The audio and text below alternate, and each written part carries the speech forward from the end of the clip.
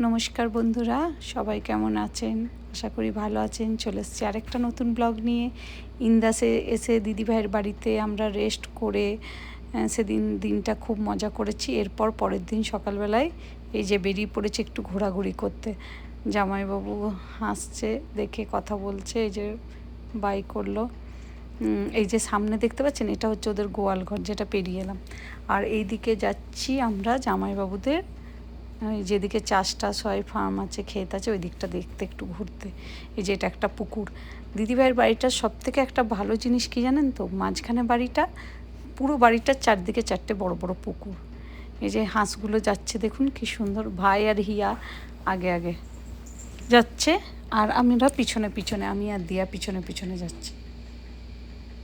তো কালকের আর কিছু দিলাম না, ওই সবাই মিলে একটু আনন্দ করেছি, গল্প করেছি, রেস্ট করে পরের দিন সকাল সকাল বেরিয়েছি। যে হাঁসগুলোকে দেখুন জলে যাচ্ছে কি সুন্দর, কিন্তু একটু রোদ ছিল, তাও ভালো লাগছিল। চলুন আপনাদের সবাইকে এবারে নিয়ে যাই ক্ষেতের দিকে। একটু ফটো তুললো মামা ভাগ্নি। আর এই যে আমরা যাচ্ছি, রাস্তাটা একটু, রাস্তাগুলো একটু গন্ডগোলের রাস্তা, খারাপ রাস্তা ছিল, যেহেতু ক্ষেতের উপর দিয়ে যেতে হচ্ছে সেই জন্য। এটা জামাইবাবুর ফার্ম হাউস, এসে দেখাচ্ছি আপনাদেরকে, আগে ক্ষেতটা ঘুরে আসি। এই যে হিয়া রানী ফটো তুলেছে ক্ষেতের কাছে। আর খুব সুন্দর একটা হাওয়া চলছিল জানেন তো। এই যতদূর দেখতে পাচ্ছেন সব জামাইবাবুদের জমি, ক্ষেত। আর ওই ওপরের এই যে সামনেটা হচ্ছে, এই যে এটা পুরোটা হচ্ছে ফার্ম। ওদের এখানে পোলট্রি চাষ হয়, এমনি কি চাল টাল থাকে, অত আমার ঠিক করে জানা নেই। এই যে আমি, আমার কন্যা, এখানে দিয়া বসে আছে। ওর দিয়ার ভালো লাগছে না, বোর হয়ে যাচ্ছে, বলছে এইসব তোমরা কি দেখছো। আসলে ওর তো সবসময় জন্ম এখানে, ও সব কিছু দেখেছে, ওর ভালো লাগে না, কিন্তু আমাদের ভালো লাগছে। হিয়া তো ভীষণ মজা পাচ্ছে। একটা চেয়ার এনে দিয়েছিল জামাইবাবু, চেয়ার পেতে বসে গেছে। এই যেগুলো দেখছেন তো লাউ শাক, আশা করছি সবাই চিনতে পারছেন। তো আমরা বললাম এগুলো তুলে নিয়ে গিয়ে আজকে বাড়িতে রান্না করতে হবে। একদম নিজের হাতে তোলা, তারপর সেই জিনিসটা নিজের হাতে রান্না করে খাওয়ার মজাই আলাদা, তাই না? তো ভাবলাম লাউ শাক পোস্ত করবো বাড়িতে গিয়ে। তো পাতাটা এত সুন্দর লাগছিল দেখতে, তো একটুখানি আপনাদেরকেও দেখালাম। তো আরও অনেকটাই পাতা মানে শাক তুলেছিলাম আমরা। তারপরে এখান থেকে গিয়ে ঘরে গিয়ে দিদিভাইকে দিয়ে আমি হেল্প করেছি, ও কেটে দিয়েছে আর আমি পোস্তটা করেছি। ভীষণ ভালো হয়েছিল খেতে, খুব মজা পাচ্ছিলাম পাতা তুলতে, শাক তুলতে, ভালো লাগছিল।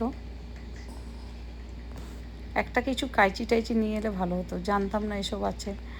তো যাই হোক, এই যে দেখতে পাচ্ছেন কি সুন্দর হাওয়া দিচ্ছে।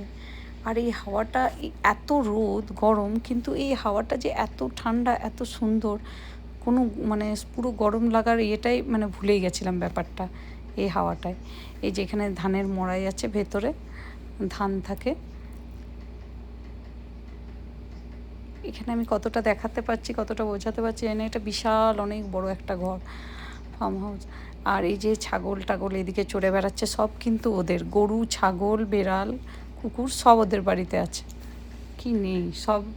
আর এই যে আমরা একটু ক্ষেতের দিকে এসেছি, যখন ফটো না তুললে হয়, কয়েকটা ফটো তুলে এবারে বাড়ির দিকে যাচ্ছি।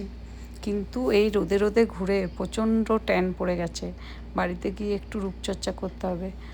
দেখা যাক, ওটাও আপনাদের সঙ্গে শেয়ার করব কি করলাম। এই যে ঘুঁটে দিয়েছে গাছের ওপরে, এইদিকে বাঁশঝাড়, আর ওই সোজা চলে যাচ্ছে রাস্তাটা দিদিভাইয়ের বাড়ি, আর এই দিকটা পিছন দিকটা ওদের ক্ষেত।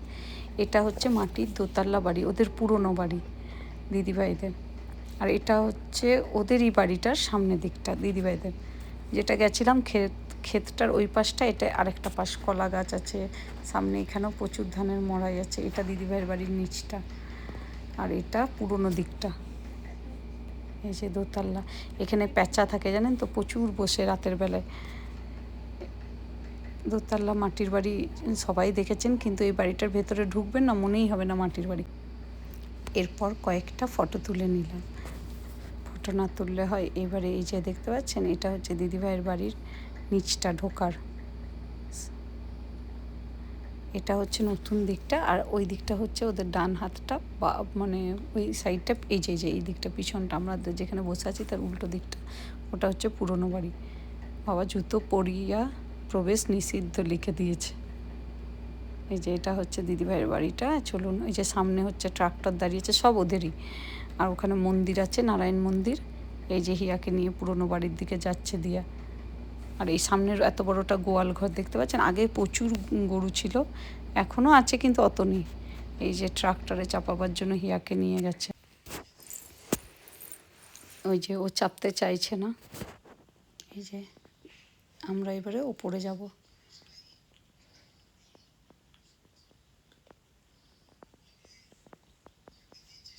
আপনাদেরকে দেখাবার চেষ্টা করলাম চারদিকটা ঘুরিয়ে। কেমন লাগছে আমার ব্লগগুলো অবশ্যই সবাই জানাবেন। ভালো মন্দ যাই লাগে, যাই কিছু হয় আপনারা বলবেন। এটা হচ্ছে ওদের বসার জায়গা, এখনও সাজানো হয়নি। সোফা টোফা দিয়ে একটুখানি সাজাবে, তো ইন্টেরিয়র করবে ওরা বলেছে, তো এখনও করা হয়নি। দেয়ালগুলো মানে করে রেডি করা আছে। আর এই পাশেরটা হচ্ছে গ্যারেজ, গাড়ি রাখার। দেখুন দেয়ালে ভালোই এঁকেছে, সুন্দর এঁকেছে। এই দিক দিয়ে ওপরে যাব আমরা।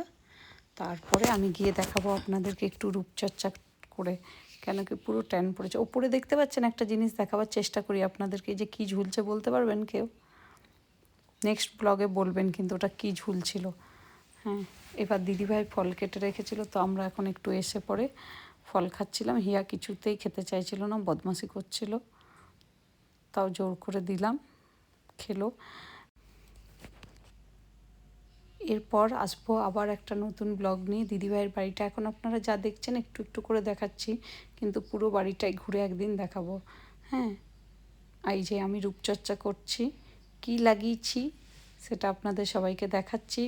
ভীষণ ভালো, আমার পুরো ট্যানটা উঠে গেছিলো, পুরো ক্লিন হয়ে গেছে। যাই হোক, আপনারা এটা ধুয়ে পরে আপনাদেরকে দেখাই। এই যে দেখুন মুখটা কেমন ফ্রেশ হয়ে গেল। আর পুরো যে এতটা ঘুরেছি গরমে রোদে, টায়ার্ডনেসটাও বেশ চলে গেছে, ভালোই লাগলো লাগিয়ে। এটা যদিও আমার না, দিয়ার, আমাকে ওই দিল, কিন্তু আমি একটা কিনবো অবশ্যই, কেন কি এটা আমার খুব পছন্দ হয়েছে।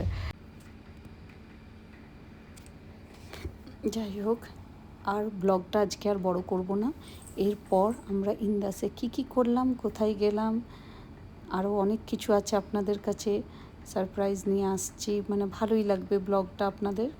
নতুন নতুন ব্লগ, নতুন নতুন জায়গায় যাব। এখান থেকে আমরা অনেকগুলো জায়গায় ঘুরতে যাব কালকে। আজকে তো আর কোথাও যাওয়া হয়নি। এই যে একটু একটু করে আপনাদেরকে ঘরগুলো দেখাবার চেষ্টা করছি, এখনও গোছানো হয়নি ঘরগুলো। তো যাই হোক, এই যে ওপরটা থেকে নিচটা দেখুন কি সুন্দর। ঘরটার চারদিকে এই যে ডান হাতেও একটা পুকুর আছে, বাঁদিকেও একটা পুকুর আছে, আর সামনে দিয়ে তো আপনাদেরকে ঢোকাবার সময় দেখালামই অনেকগুলো পুকুর। কেমন লাগছে আপনাদের আমার ব্লগ অবশ্যই জানাবেন, আর দিদিভাইয়ের বাড়িটা কেমন লাগলো জানাবেন। এই যে শাক তুলে এনেছিলাম, সেই শাকটার পোস্ত হয়েছে দেখুন। শাক পোস্ত, করলা ভাজা, ভিন্ডি, এই যতগুলো আপনাদেরকে সবজি দেখাচ্ছে এগুলো কিন্তু ওদের সব চাষের। আরও অনেক কিছু মেনু ছিল, পরে দেখাবো। এখন শুধু যেগুলো গাছের সবজি দিয়ে হয়েছে সেগুলো আপনাদেরকে দেখালাম। আর শাক পোস্তটা আমি করেছি, তাই ভীষণ সুন্দর হয়েছিল। টাটা, সবাই ভালো থাকবে।